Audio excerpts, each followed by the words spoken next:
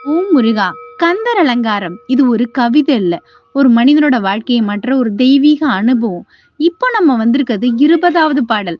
இந்த பாடல கேட்டீங்கன்னா, உங்க மனசுக்குள்ள ஏதோ ஒண்ணு மாற ஆரம்பிக்கும். ஒரு அமைதி, ஒரு தைரியம், ஒரு நம்பிக்கை. முருகன மனசுல நெனச்சுட்டு இந்த பாடல மெதுவா கேளுங்க. உங்க வாழ்க்கையில கண்டிப்பா ஒரு அமைதி பிறக்கும்.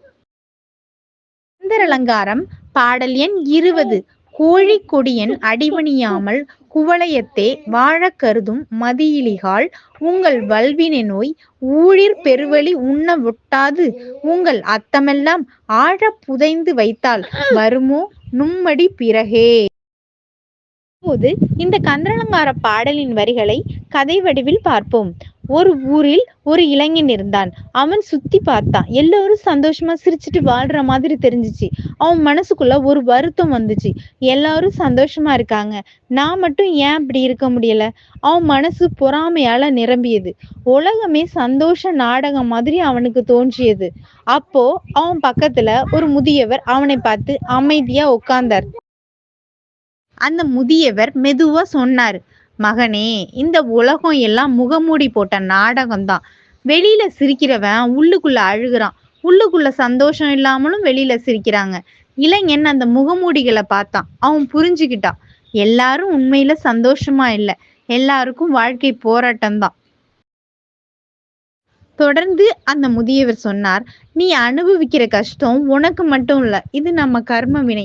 முன்னாடி செய்த நல்லதும் கெட்டதும் தான் இப்ப வாழ்க்கையில தராசுல எடையா நிக்குது. அவன் கர்மா தராச பார்த்தான். அவனுக்கு ஒரு உண்மை புரிஞ்சுச்சு. வாழ்க்கை நியாயமான ஒரு கணக்கு. எல்லாத்துக்கும் காரணம் கர்மா. முதியவர் அவனை முருகன் படத்துக்கு முன்னாடி அழைத்து சென்றார். அவனை பார்த்து மெதுவா சொன்னார், மகனே, கர்மாவை மாத்துற சக்தி மனிதனுக்கு இல்ல, ஆனா கர்மாவையே தூளாக்குற சக்தி முருகனுக்கு உண்டு.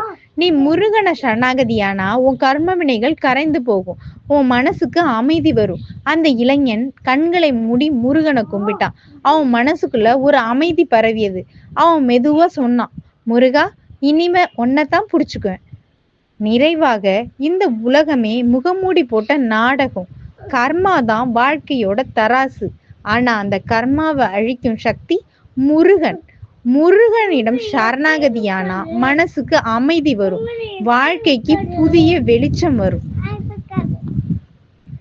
வெளியில பாக்குற சந்தோஷம் நாடகம்தான். உண்மையான சந்தோஷம் முருகன் சரணாகதியில தான் உள்ளது.